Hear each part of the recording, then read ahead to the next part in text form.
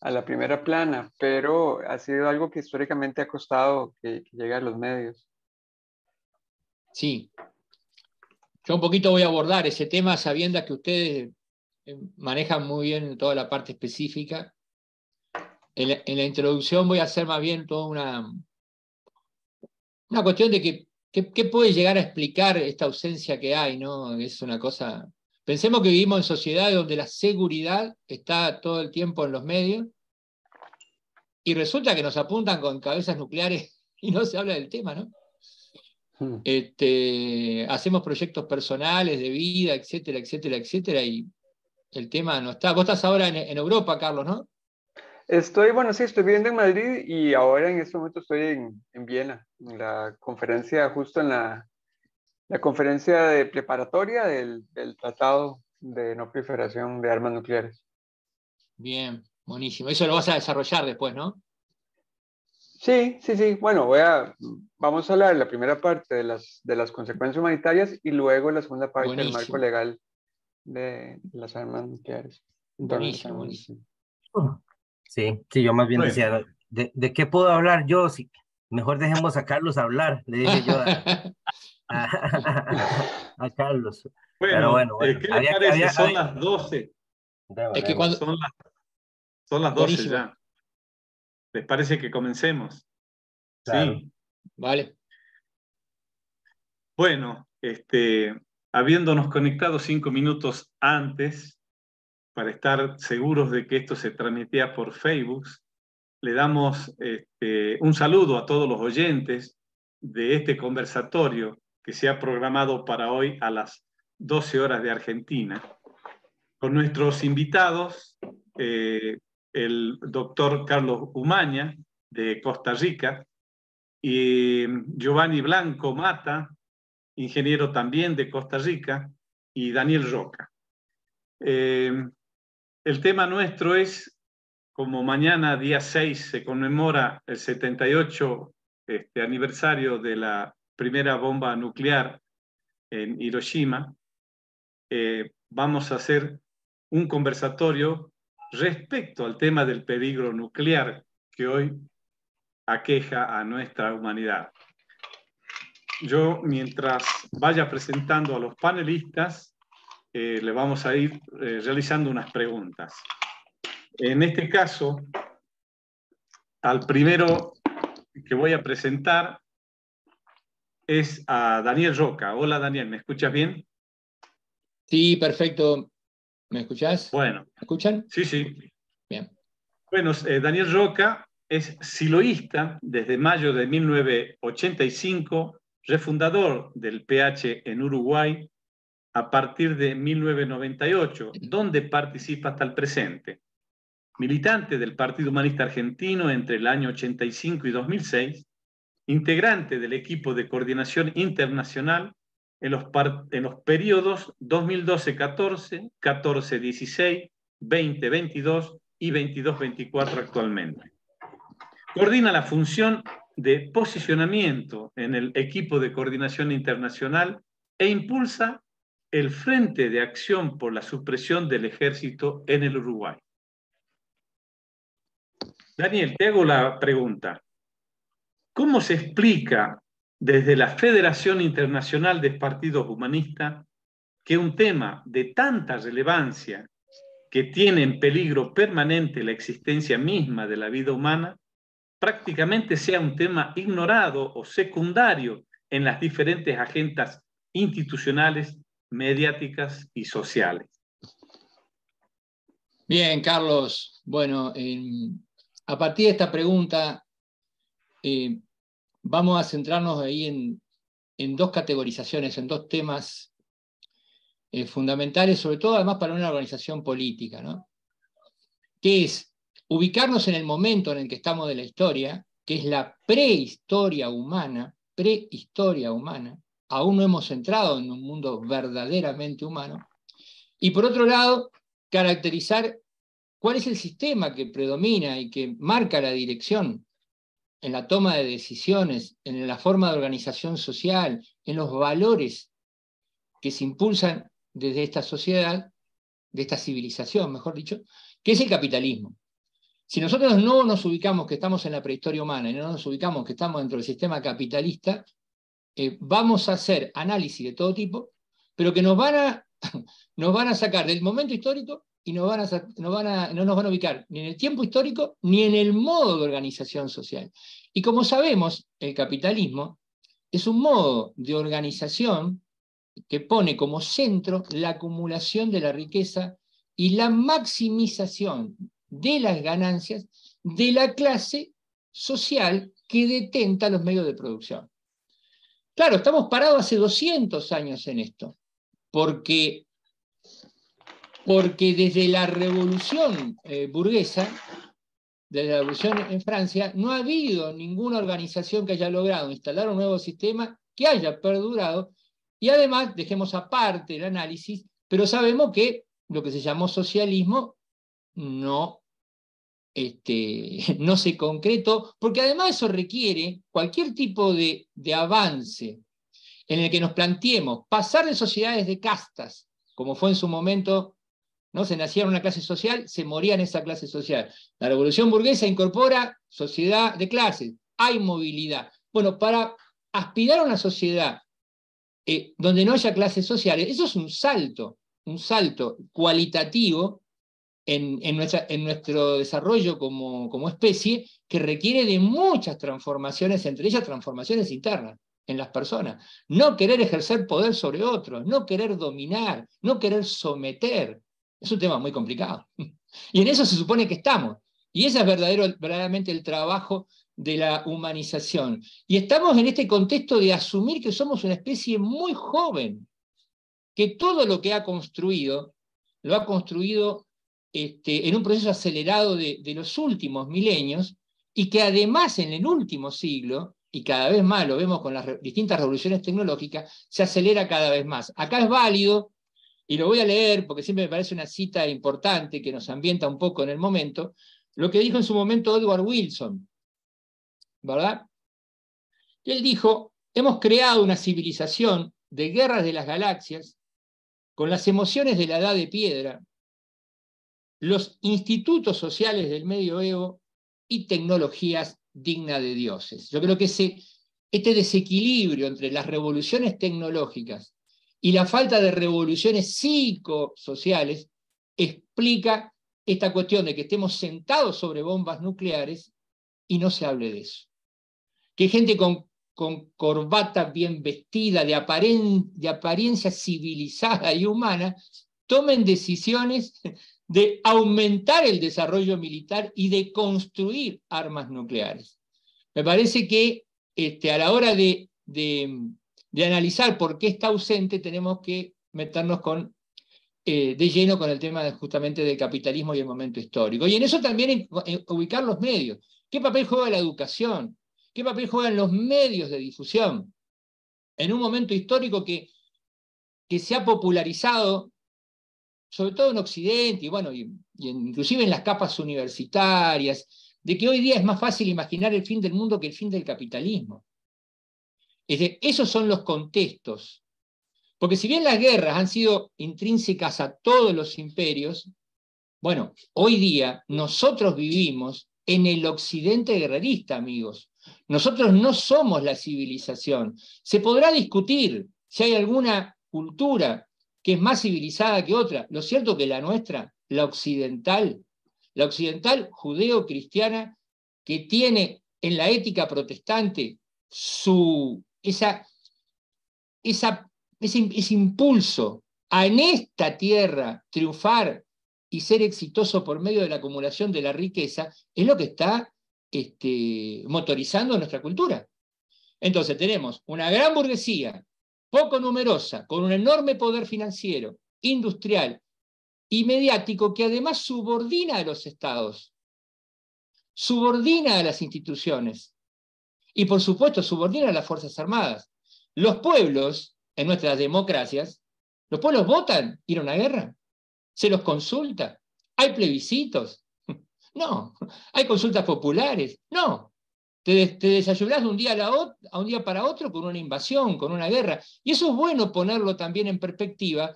Y acá yo ya voy sí un poco a la última historia, Pensemos lo que ocurrió con Hiroshima y Nagasaki. Vemos como monstruos a Hitler, a Mussolini. Por supuesto que el rol de Stalin es enormemente cuestionable, pero a Truman no está entre los genocidas de la humanidad. No, sigue siendo el presidente de los Estados Unidos. Entonces, la única potencia que arrojó armas nucleares sobre poblaciones civiles sin defensa es la que sigue erigiéndose y tiene mucha prédica en la zona en la que nosotros vivimos de ser el paladín de la libertad y el paladín de la democracia. Y hoy hay una verdadera cortina de hierro armamentista que va desde el Báltico, atraviesa Eurasia y llega al mar de la China con bases militares de la OTAN. Cuando ocurre el bombardeo de Hiroshima, que Estados Unidos aún no puede justificar la segunda bomba, todos conocemos más o menos cómo se justifica el uso de la primera, pero la segunda no lo pueden explicar, es bueno recordar, porque no hay en el cine películas que nos muestren el bombardeo de Tokio. En marzo de ese año, en una sola noche, centenares de aviones bombardearon Tokio y asesinaron a 80.000 personas. Era una guerra que estaba acabada. Claro, Hiroshima es un solo avión, con una sola bomba que genera más muertos que el bombardeo de Tokio. Pero la historia que nos narra no nos cuenta eso, no nos cuenta que Japón fue ocupado y que en la actualidad hay 57.000 efectivos militares, según el CIPRI, ¿verdad?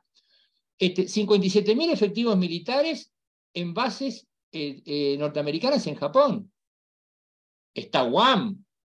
Es sabido que Vietnam y Corea del Norte, las guerras que Estados Unidos participó, los bombardeos norteamericanos en muchas ocasiones salían desde Japón. O sea, este es el escenario en el que venimos viviendo, con un Occidente que se atribuye ser el generador de la paz, y no, nuestro Occidente es el que arrojó las bombas.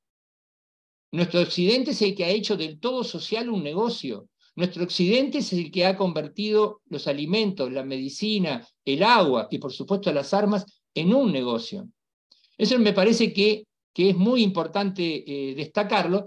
Y lo mismo también cuando se habla de los países con armas nucleares. Ustedes vieron que generalmente se nombra a todos los que sabemos, los que producen armamentos nucleares. Pero yo lo voy a leer esto, porque poco se habla de las bases, de las cabezas nucleares que están en países, muchos de los cuales Estados Unidos ocupó y venció en la Segunda Guerra Mundial, y que si uno nombra las ciudades, en general, que tenían que ser lugares donde ir a protestar, donde ir a hacer manifestaciones, yo lo voy a nombrar, pero en general, por supuesto que Carlos y los amigos que están en el tema específico lo saben, pero en general se desconoce. Por ejemplo, en Alemania hay cabezas nucleares, ¿dónde? En Renania y en Palatinado. En Bélgica hay cabezas nucleares de Estados Unidos, en Limburgo. En Italia hay cabezas nucleares, en Pordenone y Brescia. En Holanda, en Brabante. Y en Turquía, en Incirlik. Es un tema del que no se habla. Entonces, en esa falsificación de la historia, en esa ausencia en la educación, es donde uno ve la manipulación que se hace de la cúpula de nuestro capitalismo para explicar la ignorancia que tenemos. Lo mismo pasa, por ejemplo, a nivel histórico. Yo siempre escuché hablar de la crisis de los misiles, y que en el 62 casi estuvimos al borde de un conflicto nuclear, pero nunca nos cuentan que era una reacción a las bases, a los misiles Júpiter instalados 4 años antes en Turquía y en Italia, donde volvieron después las armas nucleares, como acabo de comentar. Entonces siempre se nos cuenta una película empezada donde está bueno saber lo que nosotros pertenecemos, militamos y trabajamos y accionamos en la parte del mundo que es la que ha practicado evidentemente el colonialismo, el imperialismo, y está después, ya entraremos en la parte de propuestas, ¿verdad?, en ver qué podemos hacer lo que estamos de este lado. En síntesis, voy a citar a 2 libros que son muy conocidos y que, bueno, sirven para ambientar también este mundo en el que estamos. Todos sabemos la narración de Un Mundo Feliz y de 1984, ¿verdad? 2 distopías clásicas, y a nuestro modo de entender es claro que ninguna de las 2 se cumplen, porque es una caricatura, es una exageración, pero el estado actual del ejercicio del poder y el estado actual de las poblaciones tiene cosas de ambas. Tiene una enorme manipulación por medio de bellas falsedades y de cuentos fantásticos, pero también tiene mucho de represión, mucho de autoritarismo, mucho de militarismo. Están combinadas. Pensemos solo que Barack Obama recibió el Premio Nobel de la Paz y pocos sabemos o saben que fue 3 veces más invasor y generó 3 veces más conflictos bélicos que el genocida y el de George W. Bush. Pero si hacemos una encuesta, amigos, nos va a dar que Obama es un pacifista y que Bush es un tirano. Bueno, dejo esta intervención por acá y damos paso entonces a los amigos que muy bien saben abordar los temas de modo más específico. Gracias, Daniel.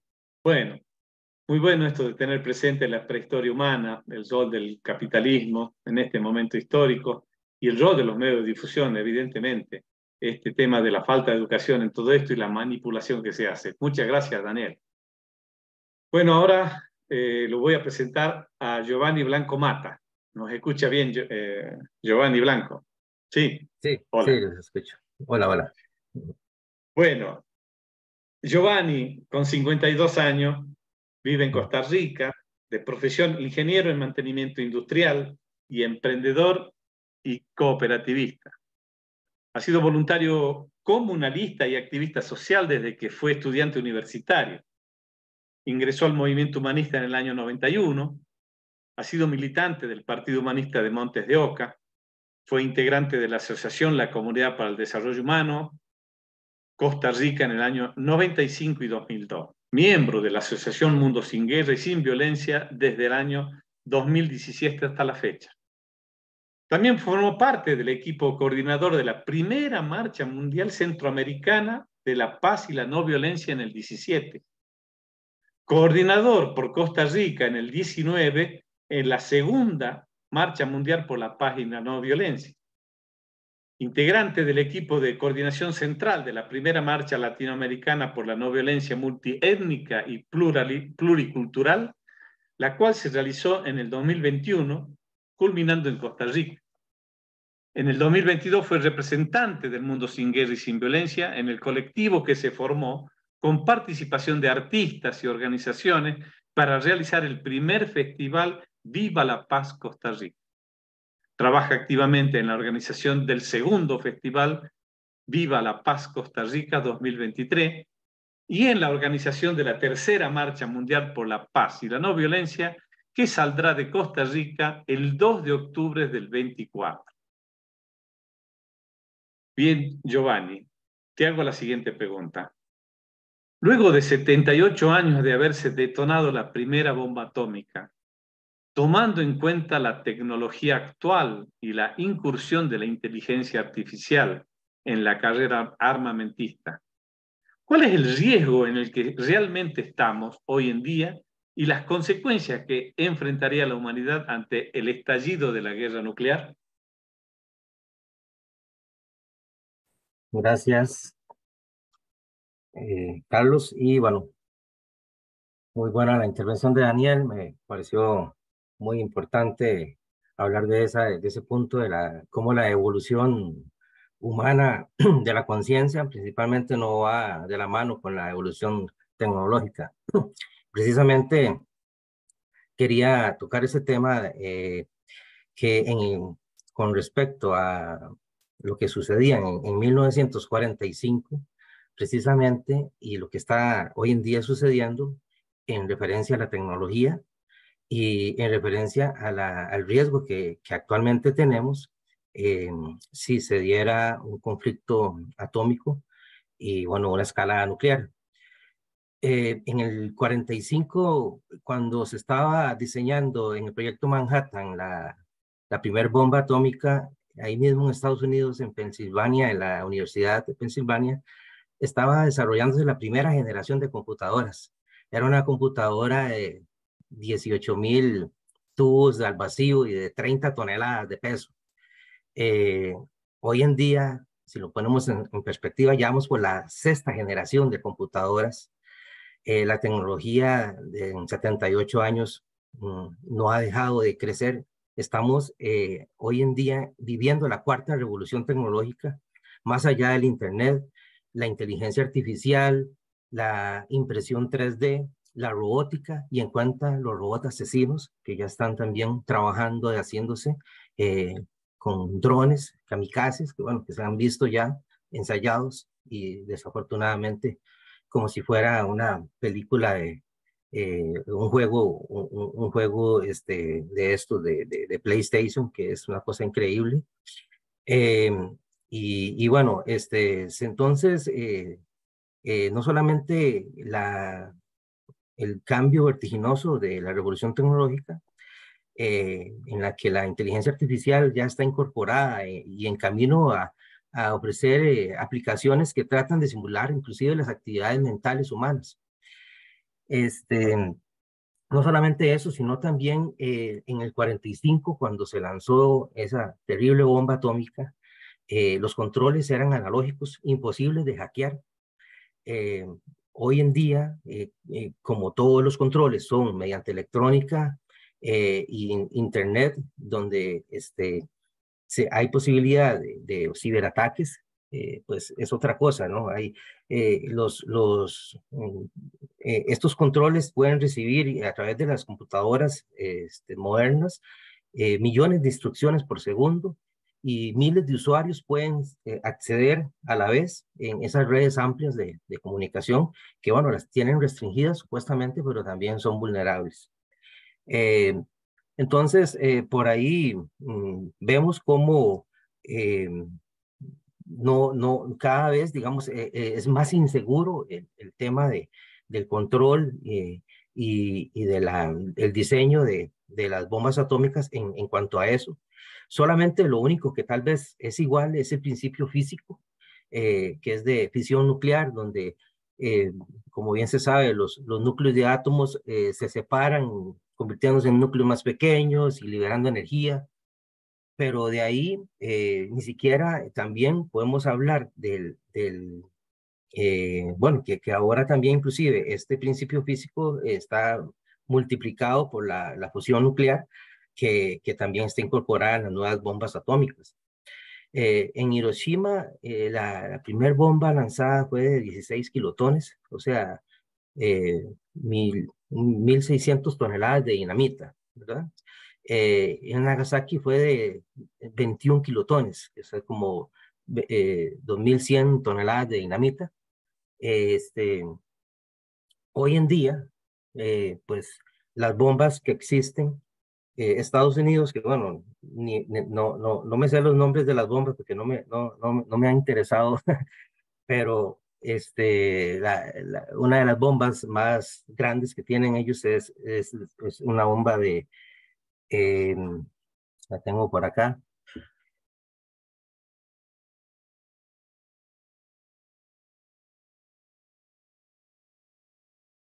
Es como si no me equivoco. Bueno, la de Rusia es de 50 megatones,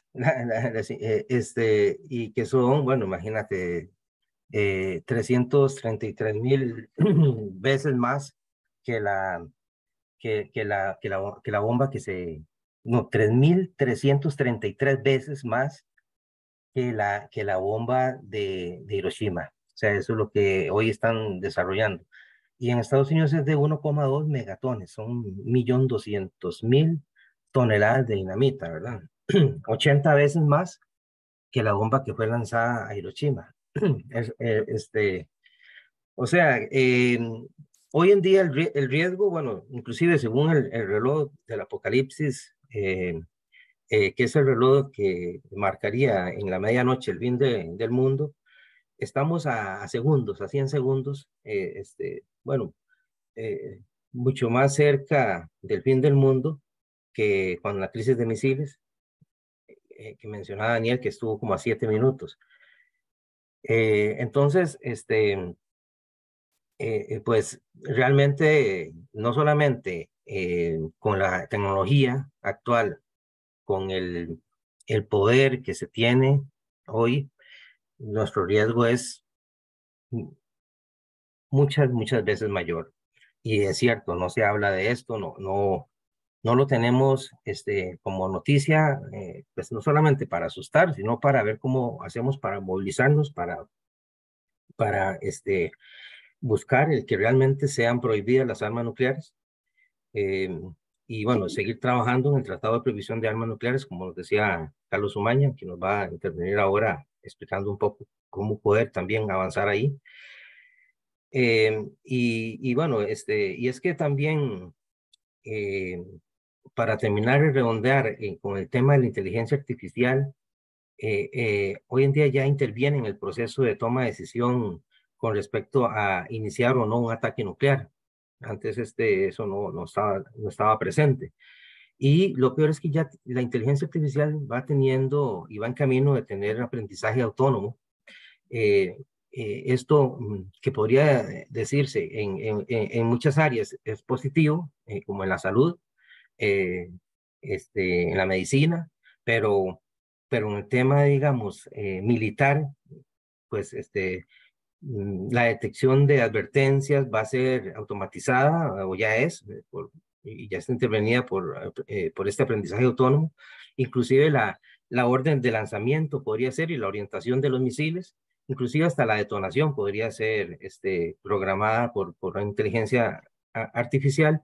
Y se dice que en esta nueva escalada militar y de carrera armamentista, en términos de robótica y robots asesinos y esto combinado con armas nucleares, eh, pues si se empieza uno, tienen que hacerlo todos, como siempre dicen, porque el tema es que la rapidez con la que actúan estos robots y esta tecnología es imposible que sea lograda alcanzar por un ser humano o por tecnología más vieja. Entonces ahí es donde estamos, digamos, esto es donde estamos hoy en día y estamos parados. Y bueno, la tarea es precisamente trabajar en esta evolución de la conciencia que se menciona y que nosotros también queremos ir trabajando desde el ser humano, desde el trabajo personal, el trabajo social y desde el trabajo organizado. Así es que, bueno, yo creo que por ahí tal vez como para dar un poquito de campo. Bueno, muchas gracias, Giovanni. La verdad que relacionar todo este tema de la inteligencia artificial versus lo que se ocupaba en aquella época, la seguridad y el control de las PC, de las computadoras nuevas y la multiplicación de toneladas de dinamita, o sea, pasar de una medida a 10 y hasta 80 veces más, realmente es alarmante, sobre todo programado por la inteligencia artificial. Muchas gracias, Giovanni. Bueno, me toca presentar a Carlos Humana. Buen día, Carlos. ¿Nos escuchas bien? Bien. Estás con el micrófono muteado, Carlos. A ver, ya listo, perdón. Muy bien, muy bien. Umaña el apellido, así como Umaña. Exacto. Bueno, Carlos es copresidente de la Asociación Internacional de Médicos para la Prevención de la Guerra Nuclear, que obtuvo el premio Nobel, esa institución, en el año 1985, Premio Nobel de la Paz. Y forma parte del grupo directivo internacional de la campaña internacional con la abolición de armas nucleares, la ICAM, que también obtuvo el Premio Nobel de la Paz en 2017. Es médico general, exdirector del área de salud del Ministerio de Salud de Costa Rica y exfuncionario de la Caja Costarricense del Seguro Social, donde trabajó en atención primaria y como residente en ginecología y obstetricia.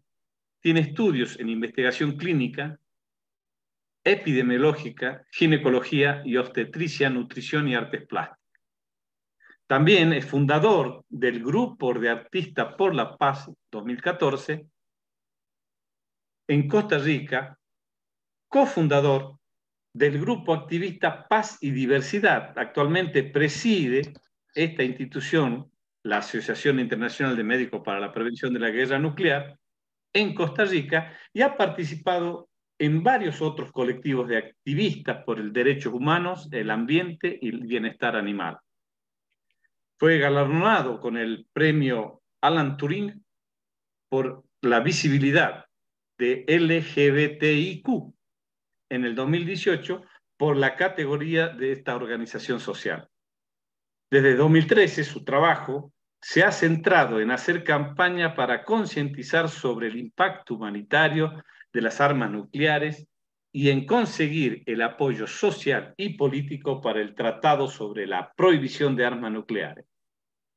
Ha trabajado estrechamente con gobiernos, incluso como parte de la delegación costarricense, en varias conferencias gubernamentales relacionadas con armas nucleares y también ha organizado conferencias regionales y mesas redondas con políticos, activistas y redes regionales de organizaciones por la paz. Bueno, dado este encuadre y contexto de Carlos Umaña, no cabe más que la siguiente pregunta. ¿Cuáles son los riesgos y consecuencias humanitarias de las armas nucleares? Hola Carlos, muchas gracias. Saludos a los compañeros humanistas. Decirles que es culpa de los humanistas que esté viviendo ahora en Madrid, justamente porque me invitaron en el 2018 a participar en el Foro Humanista Europeo y a partir de ahí hubo algunas reuniones con diputados y con políticos en España y me fui implicando cada vez más y al final pues terminé viviendo allá. Y saludos también a todos mis amigos humanistas por todo el mundo ahora, tengo por dicho. Bueno, comenzar hablando de que justo las consecuencias humanitarias, el poner el énfasis en las consecuencias humanitarias y hacer que esto derive en el desarme es un proceso que se llama desarme humanitario y es el proceso que también se inició con las otras armas de destrucción masiva, las químicas, las biológicas, las minas terrestres y las municiones en racimo y que es lo que estamos haciendo ahora con las armas nucleares. Y que justamente estamos tratando de cambiar ese discurso de las armas nucleares que ya no se vean como un activo estratégico o como una pieza de ajedrez, sino que se vean en virtud de su verdadera cara, el verdadero mal que representan a través de las consecuencias humanitarias. Es decir, utilizar la evidencia sobre lo que causaron y lo que siguen causando para que la gente lo entienda. Poner la ciencia al servicio de las personas y que las personas sean el centro de las armas nucleares. Es muy importante el discurso porque ha habido una serie de construcciones a través de los años sobre varios discursos que nos han ido alimentando, empezando por la misma función de las armas nucleares. Las armas nucleares no terminaron la Segunda Guerra Mundial. Eso es muy importante que lo entendamos también. Cuando se detonó la bomba de Hiroshima, en el 6 de agosto de 1945, el gobierno japonés no reaccionó. Pasaron 3 días, no hubo una reunión del Consejo Militar. Si bien fue algo novedoso que una sola bomba generara tanta destrucción, fue más destructivo el bombardeo sobre Tokio, por ejemplo, que mató a 100.000 personas de un solo, ese bombardeo, y que generó muchísimos heridos y muchísimos más indigentes, ¿verdad? En el bombardeo de Hiroshima generó inmediatamente unos 70.000 heridos y no se conocían los efectos de la radiación en ese momento, entonces no lo vieron como una cosa tan importante para que generara la rendición. De hecho, pasaron 3 días y no se reunió el Consejo Militar. Si hubiera sido una crisis, se hubieran reunido de inmediato. Se reunieron tras la declaración de guerra de la Unión Soviética y estaban reunidos antes de que se detonara la bomba de Nagasaki. ¿Verdad? O sea, ya estaban preparando la rendición cuando se detonó Nagasaki. Entonces, ese discurso de que las bombas fueron necesarias para salvar vidas, no es cierto. Es parte de la construcción que se hizo para posicionar a Estados Unidos como una hegemonía económica y militar, ¿verdad? Y para darle ese enfoque de las armas nucleares y ese discurso también, esa construcción del discurso implicó también otro montón de cosas. Implicó la censura de las consecuencias humanitarias de parte tanto el gobierno japonés como estadounidense.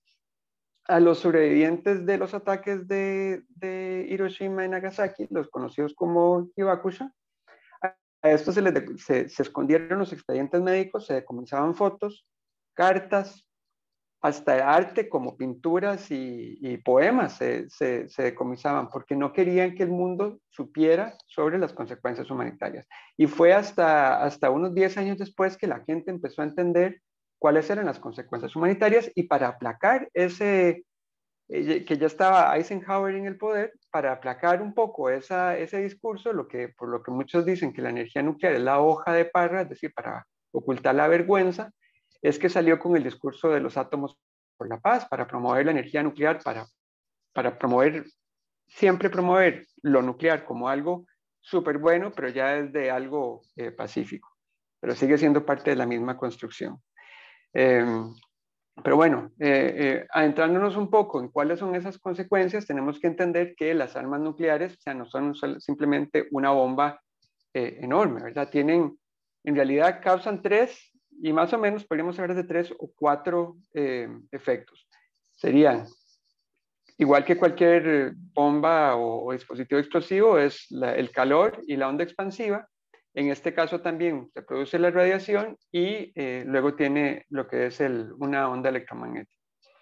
Entonces, como vimos en Hiroshima y Nagasaki, por el calor, que en este caso se produce un sol en miniatura de millones de grados centígrados en su centro y que puede ser de miles de grados en la superficie, en lo que quema, se producen pues muchísimas muertes, igual heridos tanto por fuerzas físicas como por quemadura. La radiación, como vimos en Hiroshima y Nagasaki, produce lo que es el síndrome de radiación aguda y crónica. El síndrome de radiación aguda es uno de los padecimientos más atroces que puede sufrir cualquiera. Estamos hablando de una degradación, una descomposición de los sistemas vitales a grandes rasgos, del sistema hematológico, digestivo, neurológico, de la piel, ¿verdad? Esto, como vimos también con estas víctimas, se les caían los ojos, ellos describían, como lo escribían ellos, se les derretían las caras, se les explotaban los vientres, tenían heridas que no sanaban y se desangraban hasta morir. Y las víctimas de este síndrome tan espantoso, que son, recordemos, los civiles, las mujeres, los niños, los adultos no combatientes, en este momento no tendrían ninguna posibilidad de recibir ninguna atención médica significativa porque se destruyen, como vimos en estas ciudades, se destruyen la infraestructura tanto de comunicación como la infraestructura hospitalaria. Y se mueren la mayoría del personal de atención médica, ¿verdad? Y luego el personal que tendría que llegar a atender, la Cruz Roja, la Luna Media Roja, no podrían entrar por la contaminación a radiación. Es decir, este padecimiento tan increíblemente doloroso que actualmente, como hemos visto, por accidentes radiactivos, cuesta muchísimo atender en una unidad de cuidados intensivos, que solo se les puede ofrecer cuidados paliativos, no podrían recibir ni siquiera agua porque no pueden tener ningún acceso, o sea, pasarían su agonía solos, ¿verdad? Y los que sobreviven tienen una incidencia muchísimo mayor de cánceres como leucemia, cáncer de mama, cáncer de tiroides, cáncer de próstata, o todo tipo de cáncer en realidad, pero más que todo estos, y también una incidencia altísima de malformaciones genéticas y congénitas. Algo que se ha visto muchísimo también con los ensayos nucleares. Se han detonado, recordemos, estas 2 bombas en Hiroshima y Nagasaki, que al final del 1945 habían ya causado 220,000 muertos, pero también ha sufrido muchísima gente más, porque no solamente ha habido esas 2 detonaciones, ha habido 2,062 detonaciones con los ensayos nucleares. La misma bomba Trinity, que fue una bomba de plutonio, esa generó muchísima contaminación en las comunidades aledañas, ahí en Los Álamos, en Nuevo México. Y también recordemos que estas víctimas de los ensayos, ¿qué tenían en común todas? Que no eran blancas, no eran ricas, ¿verdad? O sea, aquí hay un colonialismo enorme, ¿verdad? Los ensayos en las bombas, en las islas del Pacífico, por ejemplo, las Islas Marshall, que eran un paraíso terrenal, lo convirtieron en una zona inhabitable, en un desierto nuclear. Actualmente el potencial destructivo es enorme, ¿verdad? Estamos hablando, como dijo Giovanni, son bombas de 15 kilotones y 21 kilotones, ¿verdad? Recordemos, un kilotón son 1000 toneladas de TNT. Para destruir 4 edificios, por ejemplo, un complejo de edificios, se necesitan aproximadamente unas 100 toneladas, ¿verdad? A Hiroshima eran 15.000 toneladas de TNT. Ahora tenemos bombas que hablamos de megatones, es decir, millones de toneladas de TNT. Pero bueno, si hablamos de actualmente, si se detona una bomba de 100.000 kilotones en una ciudad, ¿verdad? Una bomba entre comillas táctica que puede ser más transportable, serían por la densidad poblacional cientos de miles de heridos, muchísimos más, perdón, cientos de miles de muertos, muchísimos más heridos, y la radiación se esparciría globalmente.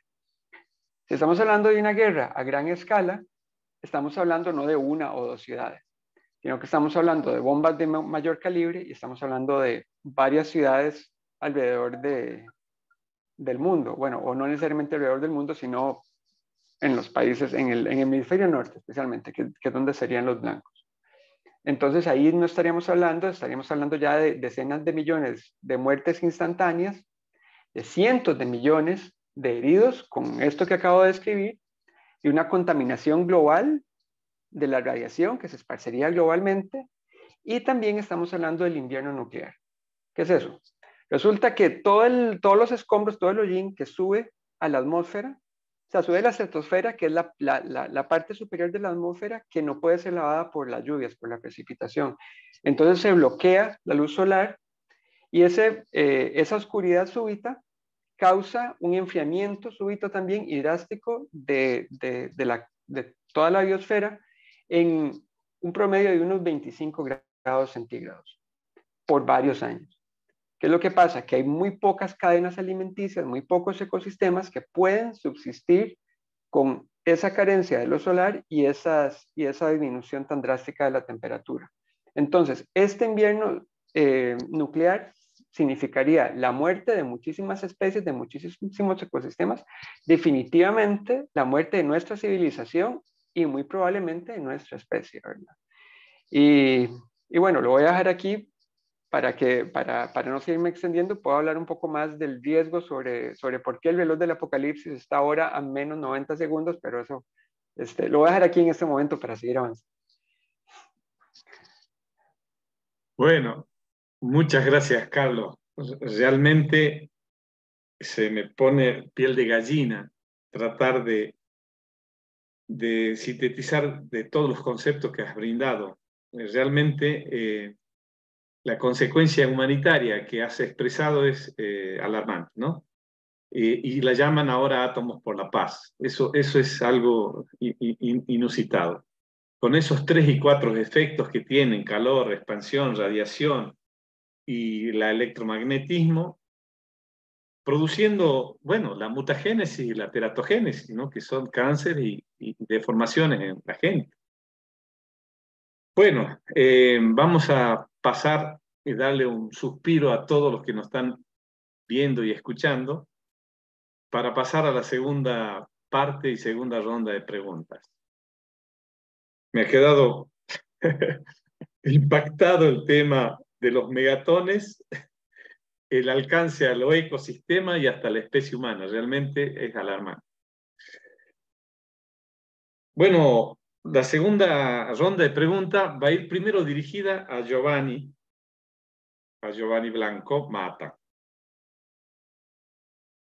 Ante un mundo en el que las guerras, los conflictos internacionales, sociales y personales son parte de la cultura imperante y con el que nos sentimos muchas veces impotentes para cambiar el rumbo que lleva la humanidad, ¿cómo podemos los ciudadanos comunes hacer nuestro aporte, trabajando juntos en la construcción de un mundo que camine hacia la cultura de la no violencia y libre de armas nucleares?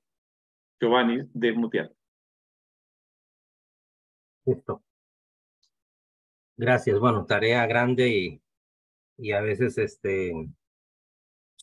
nos sentimos impotentes, ¿verdad? Ante eso y ante el saber que el poder está ostentado por los señores de la guerra, por los grandes intereses y principalmente los intereses belicistas.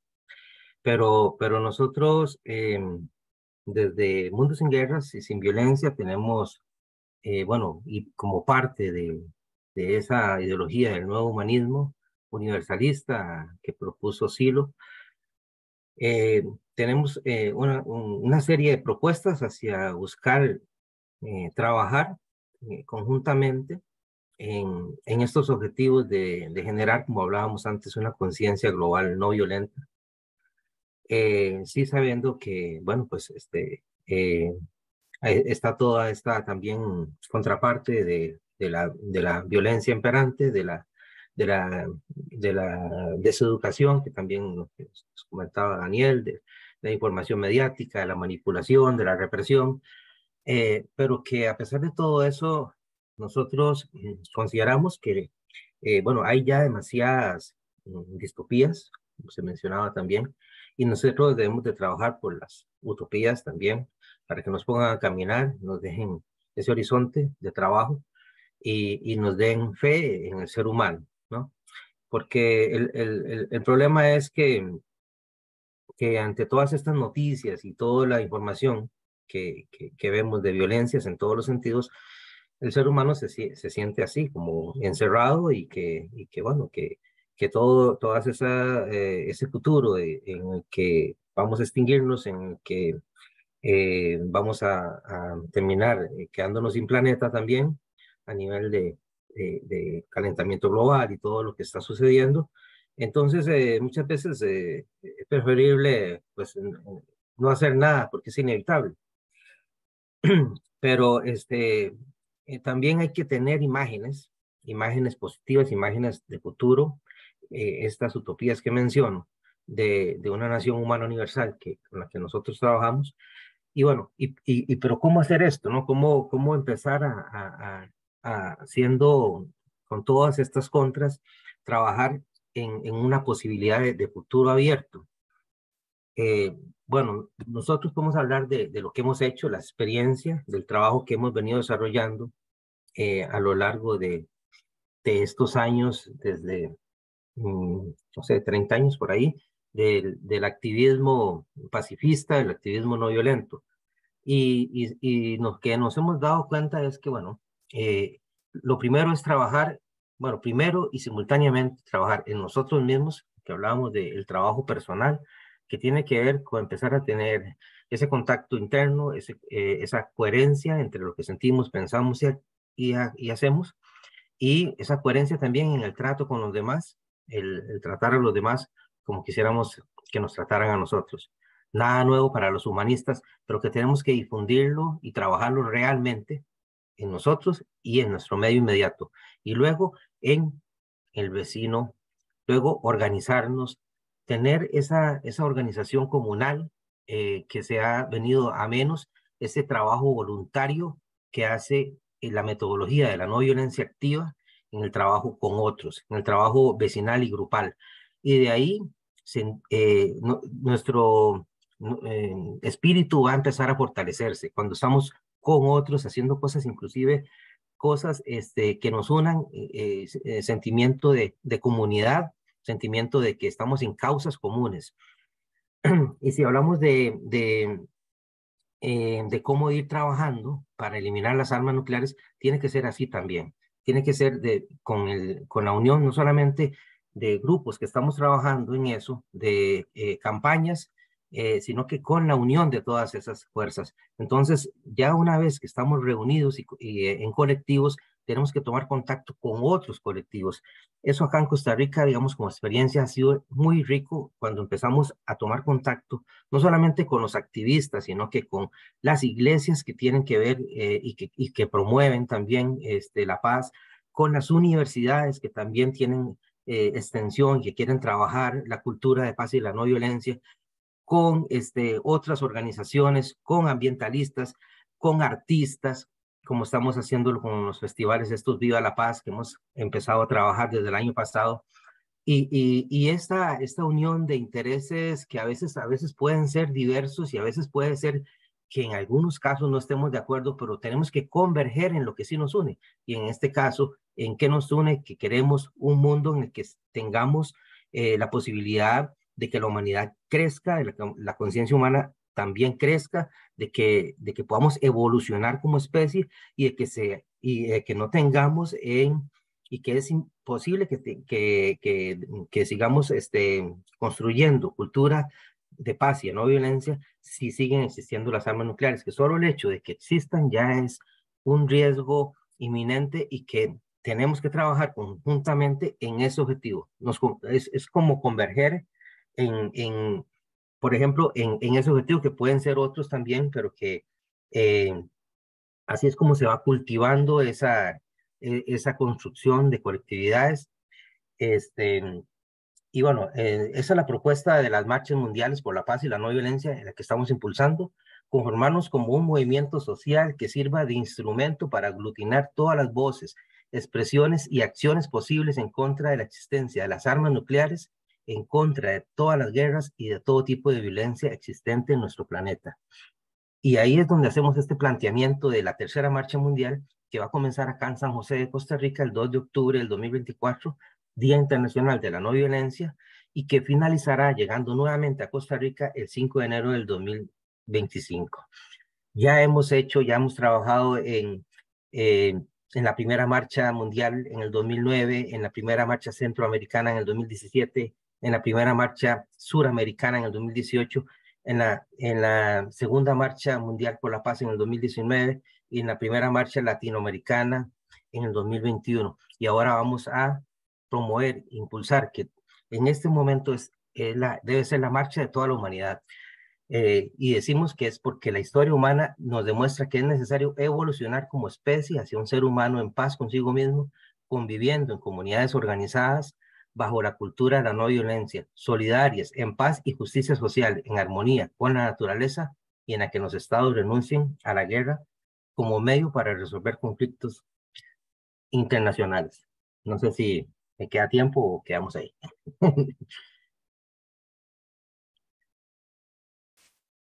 Bueno, yo creo que está muy bien, Giovanni. Realmente me diste, por lo menos a mí, muchas imágenes y hasta frases fuerza en tus palabras.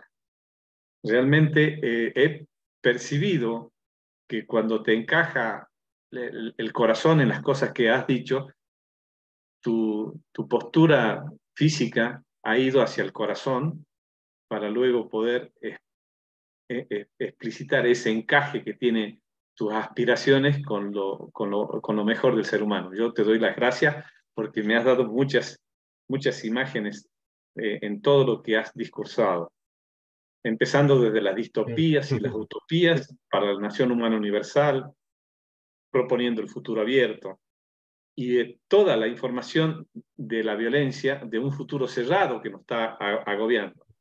Yo creo que las propuestas de la coherencia y de tratar a los demás como quieren que te traten, en organizar a la parte comunal, en la metodología de la no violencia, y con esa fase fuerza que he captado tuya, espíritu de causas comunes, muy interesante, espíritu de causas comunes, muy interesante. Eliminar las armas nucleares como unidades colectivas, con todos los colectivos, organizaciones, universidades, en fin. Yo creo que la segunda marcha mundial por la paz, que va a empezar el 2 de octubre del 24 y culmina el 5 de enero del 25, es algo importante en estos aspectos. La tercera. La tercera, perdón, la tercera. Sí. Bueno, Sí. gracias, Giovanni. No, con todo gusto, así es. Gracias. Bien. Ahora voy a pasar la segunda pregunta a Carlos Umaña. Bueno, Carlos, ¿cómo funciona ese tratado de la prohibición de armas nucleares y de qué manera puede conducir al desastre nuclear?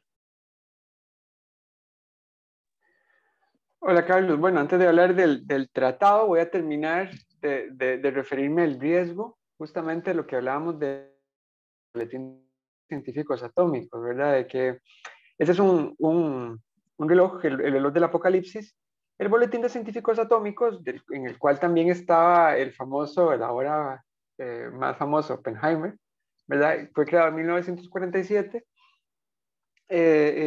para comunicarle al mundo cuál era el riesgo de una destrucción catastrófica en manos humanas, es decir, de una guerra nuclear a gran escala. Se mide en minutos hacia la medianoche, siendo la medianoche esa destrucción, ¿verdad? Que quede claro que no son minutos o segundos literalmente hablando, sino que es una forma de medir qué tan alto o bajo está el riesgo. Entonces, este reloj del apocalipsis en el 63, gracias a la crisis de los misiles en Cuba, estuvo a menos 3 minutos hacia la medianoche. Se resolvió la crisis, luego en los 80 estuvo a menos 2 minutos, en el 83, pero luego al terminar la Guerra Fría, en el 91, bajó a menos 14 minutos, que fue un momento de muy baja tensión. Sin embargo, la tensión ha ido aumentando y actualmente para el año 2023 estamos ya no a minutos, sino a segundos, a menos 90 segundos hacia la medianoche. Este riesgo, según el Boletín de Científicos Atómicos, lo miden por 3 cosas. Uno, la retórica incendiaria de los líderes de los estados nucleares y la ligereza con la que hacen amenazas con las armas nucleares. El segundo riesgo es la crisis climática y la posibilidad de empeorar o agravar conflictos bélicos. Y el tercero, el punto al que se refirió Giovanni, que es la dependencia de los sistemas que controlan las armas nucleares cada vez más en sistemas automatizados, ¿verdad? Estamos hablando de que las 12.500 ojivas aproximadamente que hay en el mundo, hay unas 2.000 que están en estado de alerta máxima, es decir, que están listas para ser detonadas en minutos. Los sistemas de alerta que las controlan son susceptibles a errores técnicos y errores humanos, ¿verdad? Y han cometido varias falsas alarmas. Es decir, han confundido nubes de tormenta, bandadas de ganso o globos meteorológicos con ataques nucleares. Y las personas que están controlando estos sistemas tienen que interpretarlas como alarmas falsas o alarmas verdaderas, ¿verdad? Entonces, en un contexto de guerra como el que actualmente estamos, en el que hay varias amenazas nucleares explícitas y donde se han cruzado varias líneas rojas, es mucho más probable, como dijo, o sea, que se den malos cálculos y malas interpretaciones. Y como lo dijo el propio secretario general de la ONU, Guterres, estamos a un mal cálculo de una catástrofe mundial, ¿verdad? Incluso hay mucha gente que piensa que la guerra nuclear más probable sería una accidental, ¿verdad? O sea, hay muchísimas cosas que pueden salir mal actualmente y de una guerra nuclear no sale nada. Ahora, ¿por qué estamos ahora con este problema? Si se decía que las armas nucleares eran un problema de la Guerra Fría, ¿por qué en la Guerra Fría, que era un momento de baja tensión, no nos deshicimos de las armas nucleares? Ese hubiera sido el momento propicio para deshacerse de las armas nucleares, según esta teoría. No se hizo porque las armas nucleares se usan como la moneda de poder, por el privilegio que está asociado al adjetivo nuclear y todo lo que eso conlleva, ¿verdad? Si vemos bien lo que representan las armas nucleares no se trata de seguridad o estabilidad, sino de proyección de poder. O sea, si vemos también las armas nucleares que o sea, no son armas prácticas, no se pueden utilizar para destruir objetivos blancos militares, no respetan fronteras, es imposible controlar sus efectos y también usarlas se convierte en un acto suicida porque significa que alguien más va a usar armas nucleares en la contra, ¿verdad? Las armas nucleares funcionan y cómo se están usando actualmente funcionan en virtud de la amenaza que representan, ¿verdad? Es decir, son armas nucleares, las armas nucleares son armas que tienen más que todo, es algo casi que absurdo, un poder simbólico. Todo el mundo coincide en que no se pueden usar, pero a la vez la amenaza tiene que ser creíble para que esto de la disuasión funcione. Y esta disuasión también, como lo mencionó Daniel al principio, no ha funcionado. De hecho, la crisis de los misiles en Cuba fue Kennedy haciendo alarde de su poderío nuclear, en lugar de amedrentar a los soviéticos, más bien los provocó. ¿Verdad? Eso es un claro fallo de la disuasión nuclear, y así ha habido varios fallos en la historia. De hecho, hemos estado en 6 ocasiones a punto de una guerra nuclear a gran escala por accidente. Y el propio Robert McNamara, secretario de Estado de Estados Unidos, durante la crisis de misiles en Cuba, dijo que no ha estallado una guerra nuclear, por suerte. Entonces, ¿cómo hacemos para quitarnos de encima las armas nucleares? Hay que deconstruir este símbolo, hay que quitarles este poder. El problema verdadero de las armas nucleares no son los 9 países que las tienen. Estos países son claramente un problema nuclear. Pero más que un problema, ellos no son el verdadero problema, son el síntoma del verdadero problema. El verdadero problema es el discurso que se ha creado en torno a las armas nucleares, por lo cual los países quieren tenerlas, y es el discurso que hay que ir deconstruyendo, ¿verdad? Y por eso tenemos entonces el Tratado sobre la Prohibición de las Armas Nucleares. Ahora, cuando hablamos de un tratado, todo el mundo está harto de ver tratados, ¿verdad? Otro tratado más papel mojado. ¿Cuál es la diferencia de este tratado con otros tratados que van y vienen? Trump se acaba de traer el tratado de fuerzas bilaterales. Ahora está Putin diciendo que no va a respetar el tratado START. También es un tratado bilateral entre Estados Unidos y Rusia. ¿Cuál es la diferencia con este tratado? ¿Y por qué creemos que va a funcionar y que está funcionando? La diferencia entre un tratado bilateral, es decir, entre 2 partes, es que un tratado bilateral es susceptible a que una parte cambie de opinión, y que en este caso, entre Estados Unidos y Rusia, se traiga ese cambio de opinión, se traiga bajo décadas de arduo trabajo diplomático. Cuando hablamos de un tratado multilateral entre varios países, con cada país que se una y ratifique y firme el tratado, se está creando un apoyo a la normativa, se está creando un cambio en el comportamiento internacional, y ese cambio en el comportamiento internacional lo terminan siguiendo todos los países, incluso los países que no han firmado el tratado y que no están obligados legalmente a cumplir, ¿verdad? Ese es el caso el caso más reciente fue Estados Unidos con las minas antipersonales y las municiones en racimo, que ahora se están deshaciendo de las que tenían antes. Estados Unidos dejó sin embargo, de fabricarlas. Cerró su última fábrica de municiones en racimo en el 2016 porque se quedó sin compradores, se quedó sin vendedores, sin inversores, y se había quedado en el mundo un clima moral de condena mundial, un clima, de condena moral a estas armas, que hacía que fuera políticamente desfavorable tenerlas, ¿verdad? Y esa condena es lo que hace que más y más países, entre más países se sumen, más se debilita el discurso nuclearista, y más hace que este cambio de comportamiento se dé en torno a las armas nucleares. Actualmente la inversión se invierte en unos 83 mil millones de dólares al año en armas nucleares directamente de parte de los gobiernos, y estas son inversiones que tienen muchos actores. Conforme nos vamos quitando contribuyentes a estas inversiones, nos vamos quitando también, se va debilitando este poder de las armas nucleares. Y bueno, el Tratado sobre la Prohibición de las Armas Nucleares, cuyo apoyo empezó en Latinoamérica y el Caribe y luego en países africanos, ya va avanzando hacia otra serie. Ya para terminar, con esto puedo hablar muchísimo, pero esta es en la fase en la que estamos, en la estigmatización. Por existir el tratado, obliga a los países a tomar una posición concreta. O las armas nucleares son aceptables o no lo son. Un país como Argentina, que es el único país de Latinoamérica que no lo ha firmado, un país que no firme el tratado, está diciendo que apoya las armas nucleares y todo lo que implica. Entonces, a través de esa estigmatización estamos también cambiando el discurso del rechazo a la violencia, el rechazo a la gobernanza por la imposición, y es algo que es un discurso que se está generando, que se está esparciendo, y que también nos está generando muchísimo optimismo.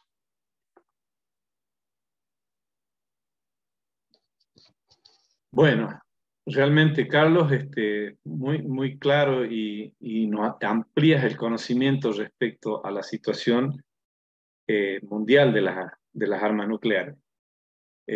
Realmente muy interesante, ¿no? Rescato algunas cuestiones que me han parecido impactantes en mi persona, por lo menos. Este tema de cómo se mide con el reloj del apocalipsis es algo que es muy poco sabido por las personas. Este tema de la medianoche nuclear como accidente. ¿Qué te puedo decir? Los tratados bilaterales anteriores y este multilateralismo que están proponiendo ustedes, creo que nos lleva a tener esa frase que pesqué de ti respecto a la condena moral y a la estigmatización. No sé si lo dije bien, pero esas son cuestiones que me han impactado bastante. Estigmación. Realmente, esa condena moral es algo que impacta en las palabras que anunciaste vos. Bueno, me toca pasar la palabra ahora, la última pregunta. Luego les voy a dar un breve tiempo para despedirse a cada uno. A Daniel. Daniel, ¿es posible un mundo sin armas nucleares? ¿De qué depende? Bueno, los amigos un poco no abordaron mucho el tema. Uno, la verdad que te debe pasar lo mismo que a mí, Carlos, que necesitaríamos algún programa, alguna entrevista con ellos aparte, ¿no? Porque la verdad que es un poco... hablar de la posibilidad de un mundo sin armas nucleares es plantearnos siempre el tema de algún modo, o un eje que podemos hacerlo pasar, es condiciones objetivas o no. Objetivamente, ¿es posible acabar con las armas nucleares? Sí, por supuesto. Como es posible acabar con la desnutrición crónica severa y que no sigan muriendo 5.000 niños por día de desnutrición crónica, menores de 5 años, ¿no? Por desnutrición crónica severa y deshidratación. Es absolutamente posible. Pero el tema es si se quisiera. El problema es que evidentemente, y acá los hemos ido argumentando, el problema es que evidentemente no se quiere, se sostiene esta situación.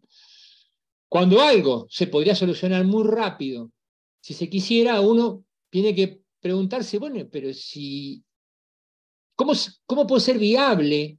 ¿Qué se puede hacer para concretar eso? Bueno, recién acá los amigos nos explicaron y Carlos desarrolló el tema del peso que tiene ir generando ese consenso. Nosotros sabemos que, por ejemplo, hoy la esclavitud es sostenida como algo aberrante, y hoy, a pesar de ser la época que hay más esclavitud humana, por algo la ONU el 2 de diciembre celebra, entre comillas, conmemora el Día Mundial por el Fin de la Esclavitud Moderna. Ningún esclavista actual, que tiene gente esclavizada en matrimonios forzados, bueno, un montón de cosas, en la minería, en el campesinado, anda haciendo ostentación. En otra época el esclavista era un personaje público de prestigio, ¿verdad? Y los avances que hemos visto con la cuestión femenina y también en su momento con los trabajadores, nos abren la posibilidad de que sin duda a los tratados y a lo que se hace institucionalmente debe acompañarlo el protagonismo popular, el poder popular. El desarrollo de esa parte que a nosotros nos ha pasado, nosotros nos han criticado alguna vez por en un barrio, en Montevideo, ¿no? Convocar a una charla a los vecinos sobre estos temas, porque se lo ve como algo descolgado. ¿Qué hace un partido político hablando de lo nuclear en un barrio montevideano? ¿No? Se lo ve como fuera de la agenda. Y ese es uno de los temas también a proponer. Los partidos políticos hoy brilla por su ausencia en las plataformas, en los programas.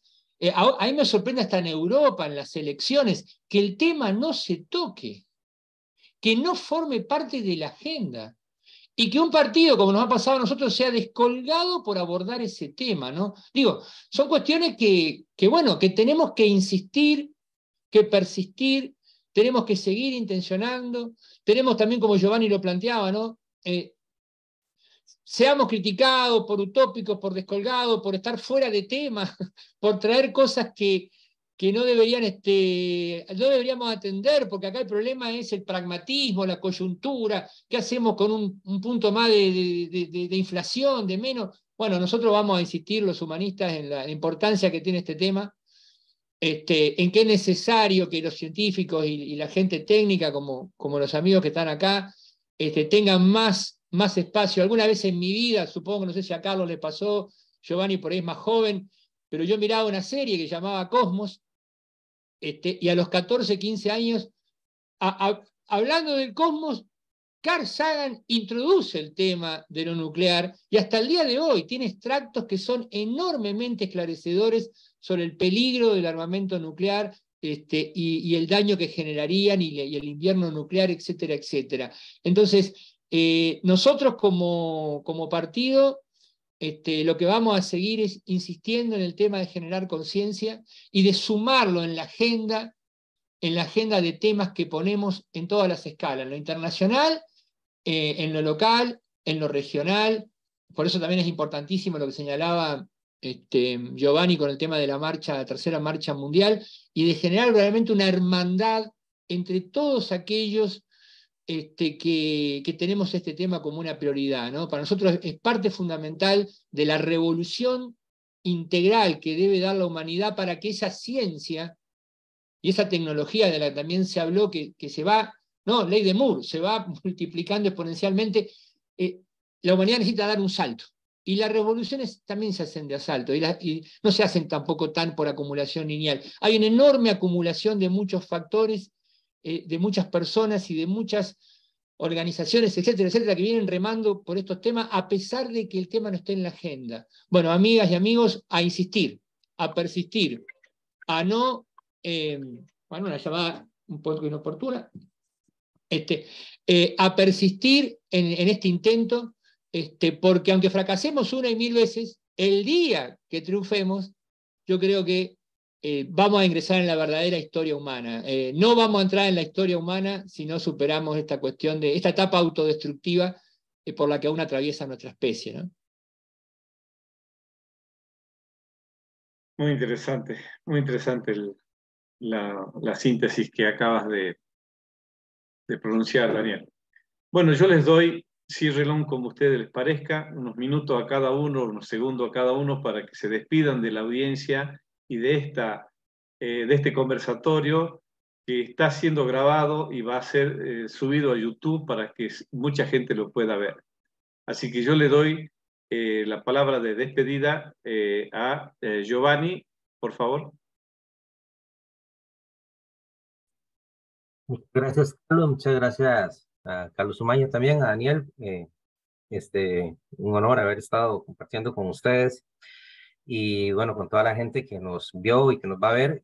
El mensaje final sería, bueno, seguir trabajando primero, como decíamos, a nivel personal para superar la violencia que hay interna y luego y simultáneamente, como nos enseñaron en el humanismo, ir trabajando en lo social, pero abrirnos más como humanistas también a todas las organizaciones, a todas las universidades, a toda la gente que piense parecido, no igual, parecido, para converger y sumarnos para hacer juntos ese cambio que necesita la humanidad, para trabajar por esa deconstrucción del símbolo de las armas nucleares que nos dice Carlos Umaña, en el cual tenemos que ayudar también a ICANN y a todas las organizaciones que están trabajando en eso, para que esta tercera marcha mundial por la paz y la no violencia ayude a promover eso, ayude a aglutinar fuerzas, a que hagamos cosas en nuestros barrios, en nuestras ciudades,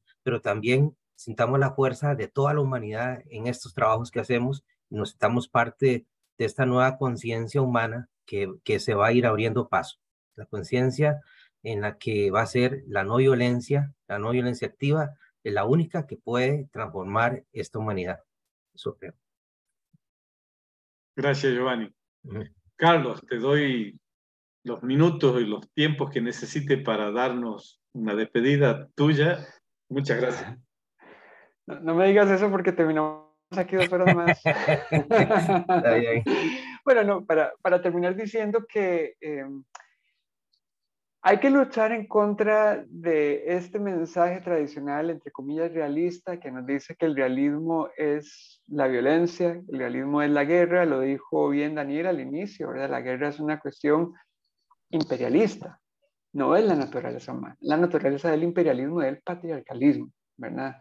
Y otra cosa que hay que luchar es en contra de pensar en que el optimismo no es realista. El optimismo es lo más realista que existe, porque solamente las personas que creen que pueden cambiar el mundo son las que lo logran cambiar. Entonces tenemos que trabajar a partir del optimismo como nuestro combustible, que tengamos puesta la mirada en la esperanza de un mundo libre de armas nucleares, que es posible, o sea, que necesita de la construcción global, este es un cambio de paradigma, lo que estamos buscando, necesita de una participación global, que todos nos unamos para hacerlo, absolutamente todos nos unamos para condenar las armas nucleares y para apoyar el tratado sobre la prohibición. Hay varias formas en las que podemos hacer esto, ¿verdad?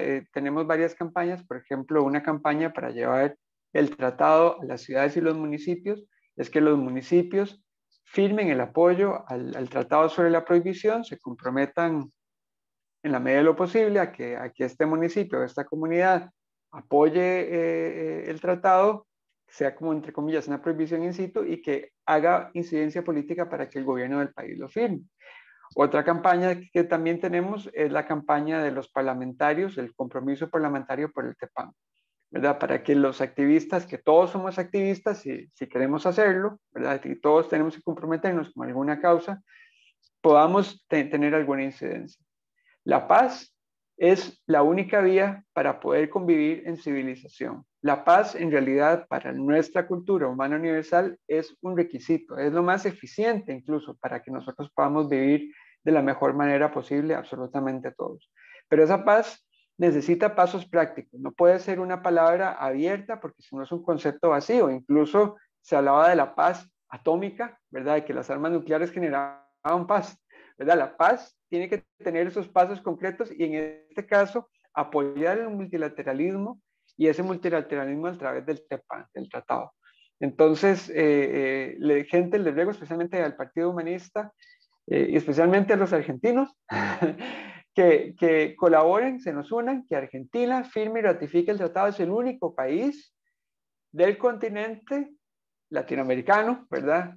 Hablando de nuestro grupo de Latinoamérica, que no ha firmado el tratado a estas alturas. Así que sea consecuente con todas las posiciones que tuvimos como CELAC antes del 2017 y finalmente lo firme. Y pues muchísimas gracias por la invitación, un gran abrazo a todos. Sigamos trabajando en conjunto, con la mirada en la esperanza, con la mirada en el mundo que queremos, que solo lo vamos a conseguir si nos involucramos y trabajamos para él. Muchas gracias, Carlos. Bueno, alerta, emergencia, urgencia. Argentina firma, tiene que firmar. Pechemos por eso. Te doy la palabra, Daniel, para que te despida y lo cierres como quieras. Tengo acá en el libro del amigo Guillermo Zuling, ¿no? De Los pasos hacia la nación humana universal, que es la salida que nosotros proponemos para el capitalismo, ¿no?